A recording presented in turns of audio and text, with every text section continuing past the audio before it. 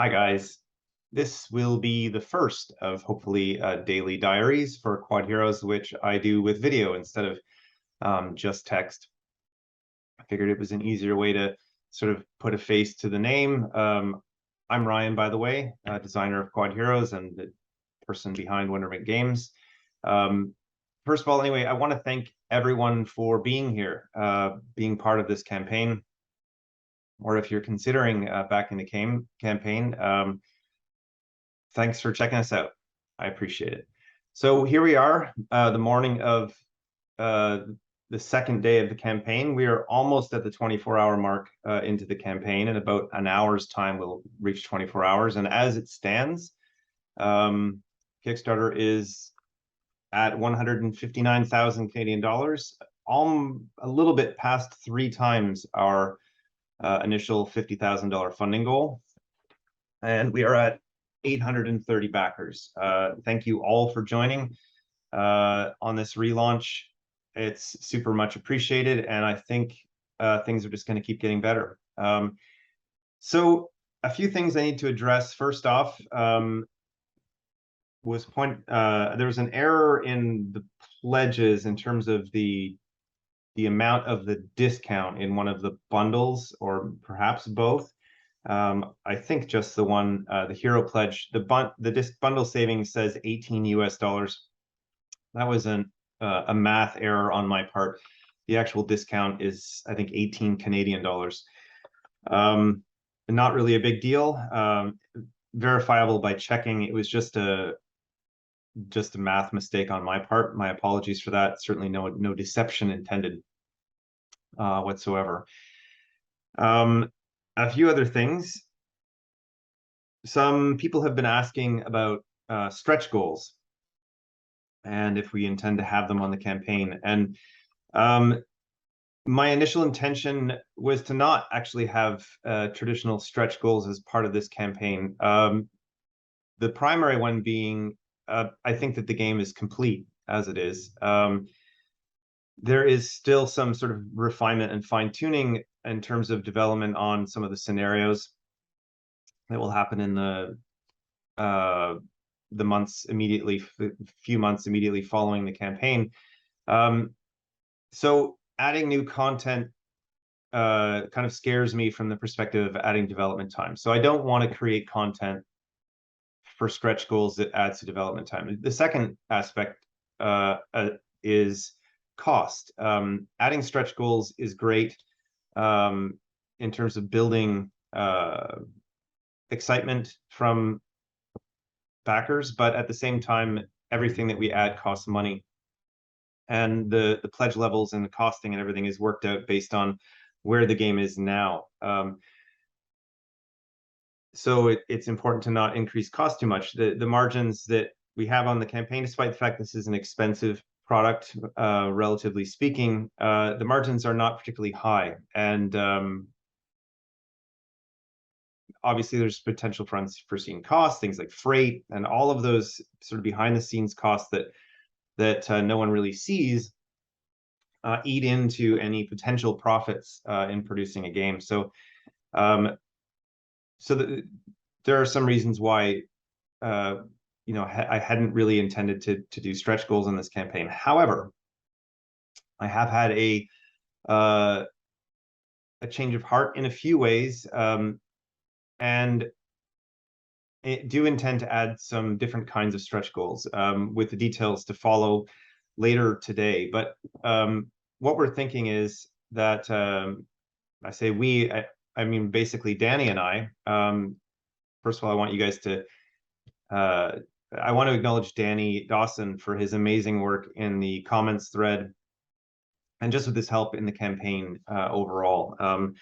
He is not an employee of Wonderment Games, but he's better than one, really. And Danny, I just want to say thanks again for all your help on this. He's an enthusiastic fan of the game and the creator of the Tabletop Simulator mod, and is just an amazing guy. And I hope that one day I can pay him back for all his efforts. Anyway, so he and I have discussed the idea of some stretch goals, and he suggested social stretch goals. And I think that's a great starting place. So the plan is that we will add some social stretch goals to the campaign today. And there'll be things like um, getting a certain number of likes on a BGG post, for example, to try to get us up the hotness list, or social media likes or shares, that kind of thing. Things to help expose the game to more people, which makes things better, right? So what I've decided is for the first 4 stretch goals, 5 social stretch goals, what we're going to do is create a card for each of those. So when we hit each stretch goal, the first one will be a pet card, and then we'll do an item card, etc., for each of the main card types in the exploration deck in Quodd Heroes. And what we'll do is for the pet card, we will do it as a collaborative process where we will, have an idea for a card that we'll pitch to you guys, and you guys will help us, choose a name, choose the art style, like in terms of, pet, what does it look like, that kind of thing. So I figured that's a good way to sort of involve the community in the creation of an aspect of the game. And it doesn't incur a significant cost, but it does add some fun stuff. And what we'll do is ensure that these cards are Kickstarter exclusives. So the things that we create together as stretch goals, initially these 5 cards, and we have some plans for additional actual backer or funding related stretch goals that don't have a significant cost impact, but will add some fun. We'll talk about that later. Yeah, so I figured it's an engagement tool and a fun way for us to work on something together, and something that will be, sort of exclusive to this campaign. Another note on exclusivity, people have asked about, what part of this is exclusive. So I have talked about in the very first update that there are intentions to bring this game to retail. That is definitely true. A big part of the goals with the development of second edition were to get it toward retail. And the issue, though, is that this forum, Kickstarter, isn't exactly the best platform for a retail edition of Quodd Heroes, unless that was the only game. But because first edition was such a massive box with 11 heroes, all of the stuff that you're seeing here in second edition, but in a less beautiful state, where we've got painted minis. We didn't have painted minis last time. The sheep are painted, the crystals are painted, all of that stuff that we've done for second edition, that I wanted to do and bring to all of you guys, and exposed to a new audience, is really great for Kickstarter, but not great for retail in terms of cost. It costs a lot of money to produce this kind of a game, and this is the form that I would love to see the game in, and it's the best form of the game is the Kickstarter edition. But for retail, we need to produce something that costs less. And during the first run of this campaign, we had around 1,100 backers when the campaign was canceled, and only, I think, 15 people had chosen the retail edition. So it didn't really make sense to bring that back this time around, considering that most people don't back that kind of a game, or that kind of a version of a game on Kickstarter. So what we've decided to do is we're in discussion. Like, we can't really talk too much about all of this, but with partners that will help us get this game to retail in as many regions around the world as possible. But the form of that game is not, in terms of what we'll get there from the deluxe edition into the retail form, has not yet been fully determined. I suspect it will be a four-player game, so include between 4 and 6 different heroes to select from. Most likely a 4-player game, just from a cost standpoint. And it won't have minis. It'll use the hero reference cubes, two of those for each hero, as the game piece. And really, they work just as well for the game piece. It's just not quite as beautiful or tactile of an experience.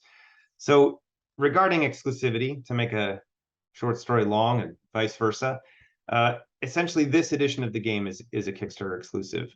Outside of my own web store and the retailers who pledged during the campaign, this game won't be available elsewhere, except through the Quodd Heroes website, or the Wonderment Games web store at a later date, and in very limited quantities. We won't be producing a lot of extra copies of this. I mean, there is a possibility that we may reprint in the future, but anyway, for the sake of exclusivity, consider this beautiful edition of the game to be a Kickstarter exclusive, because it just really isn't practical as a retail product.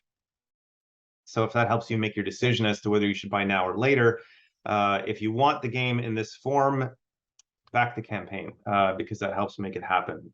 Otherwise, at some point in the future, you will see Quodd Heroes at retail, and I'm super excited about that, but it will be in a less sort of blinged out version. One of the other things I wanted to talk about here quickly was the idea of sort of reveals as the campaign goes on. So not exactly a stretch goal, but I'd like to dive a little deeper into different aspects of the game and cover those things as part of video updates and just regular text updates, as well as adding additional content to the Kickstarter story page itself.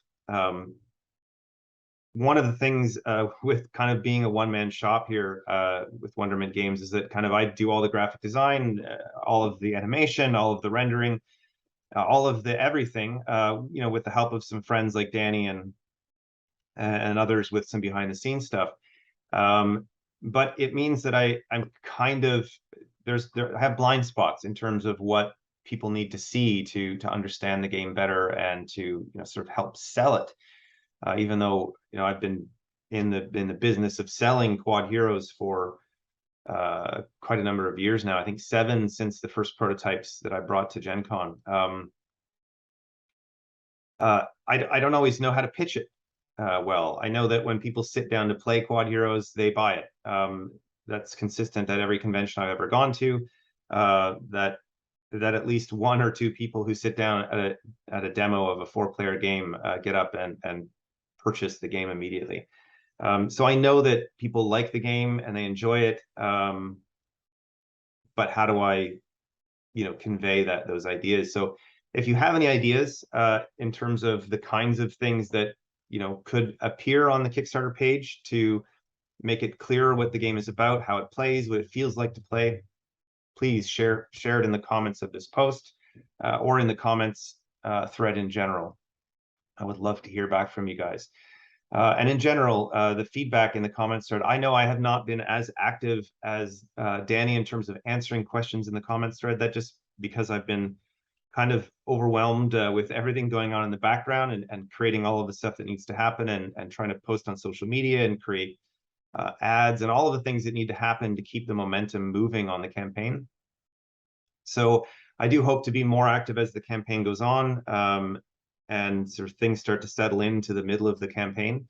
But I'm definitely here, and Danny's answers to everyone's questions essentially come from me. He's quite familiar with all of what's going on with the game behind the scenes and otherwise.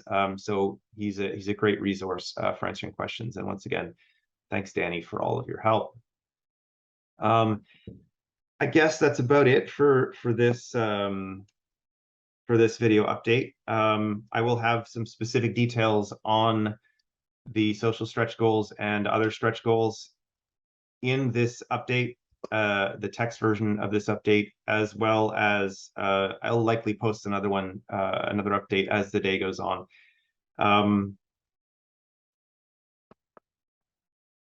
I think here. Yeah, so this format I'm going to call sort of the daily video diary. I'm going to try to do this every morning here my time, maybe around lunchtime, and just share thoughts on the campaign, anything relating to comments thread that has come up, etc. So hopefully this is a format that works. Also, another thing I want to mention is I will be doing live streams throughout the campaign, as I did on the previous iteration of this campaign, just to keep people informed, doing things like playing Tabletop Simulator playthroughs. And also, if you want to play a game of Tabletop Simulator and would like to play with myself or Danny or just play in general, please send me a message through the Kickstarter message system or reach out to me on social media. or just post it in the comments thread, and we'll try to accommodate as many people as possible, whether it's sort of a stream or just to play a game, to learn how to play, get a sense of what it's like. That's what we're here for, and I'm happy to play with you guys. I love teaching this game. I love seeing people discover it. It's a lot of fun, and it's, as a game designer, it's the best thing ever. So yeah, keep a lookout for that stuff. And if you have Tabletop Simulator and want to play, reach out. Or, I mean, you can play on your own. The rules are there in a text form, so if you don't know how to play, you can play it. Yeah, there's resources to play, and also I'm happy to play with you and to walk you through it. So anyway, bye for now. Talk to you guys again tomorrow, and see you soon. Thanks, guys. Bye.